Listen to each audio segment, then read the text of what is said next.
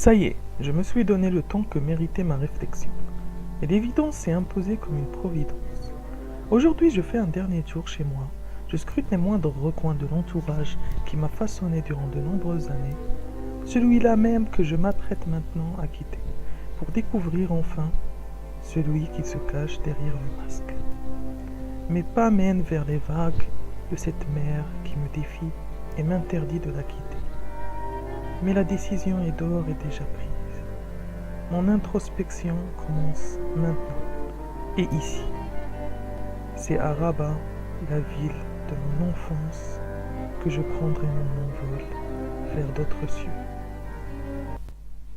Rabat fut fondée en 1150 par le grand sultan almohade Abdelmomen. Ce fut le point de départ de ses expéditions en Espagne. Cette ville, reconnue en 2012 en tant que patrimoine mondial, m'a vu naître et grandir. Son ambiance inscrite dans la diversité et l'équilibre, où chacun trouve son compte, est tout simplement inimitable. Toutefois, elle reste toujours comblée par sa richesse, et pour évoluer, il lui suffit de tirer la force nécessaire de son histoire et sa spécificité. On peut dire que Rabat est une ville fière de son ego, ce qui se ressent dans l'amour que lui portent ses habitants. Pour moi aussi, Rabat sera le point de départ de mon voyage introspectif, où je pourrai m'auto-écrire et extérioriser ma philosophie propre. Quoi de mieux pour commencer que l'ego? Le moi. Y a-t-il vraiment un égoïsme? Une réflexion intéressante qui me tient compagnie dans ce sentier, me faisant parcourir cette ville, et j'en ressors avec une conviction forte. L'égoïsme n'est pas un adjectif. Qu'est-ce que je veux dire par là? En fait, l'égoïsme veut simplement dire qu'on choisit toujours le chemin qu'on préfère, ce qui est vrai pour tous. Dans ce sens, on est tous égoïstes. Mais l'amalgame sociétal autour de ce concept vient surtout de la culture qui confond égoïsme et individualisme.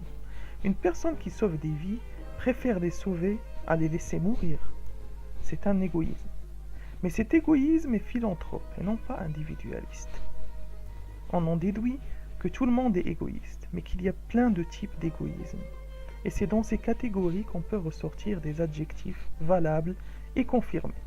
Sauver des vies, se sacrifier pour les autres, diriger un peuple, se laisser entraîner par l'instinct, travailler dur.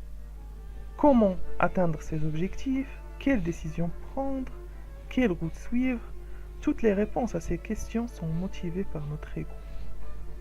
Après cette réflexion, je marche encore et encore dans cette ville qui m'a tant motivé, qui m'a tant inspiré, et je regarde la nature qui m'entoure et écoute sa voix, sa mélodie qui m'encourage dans mon voyage. Au revoir Rabat, merci pour tout. Aventure, j'arrive. Enfin, je commence mon introspection. Égoïsme. Qu'est-ce que ça veut dire d'après vous? La plupart des gens pensent qu'être égoïste veut dire que vous pensez qu'à soi-même, ne rien vouloir donner aux autres gens, alors que non. C'est différent de la définition que j'ai lue dans le livre L'art de penser, qui est écrit par Mehdi Ghali.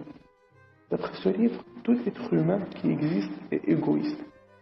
Mais la définition est un peu différente de ce qu'on connaît. Elle veut dire que tout être humain cherche la satisfaction personnelle.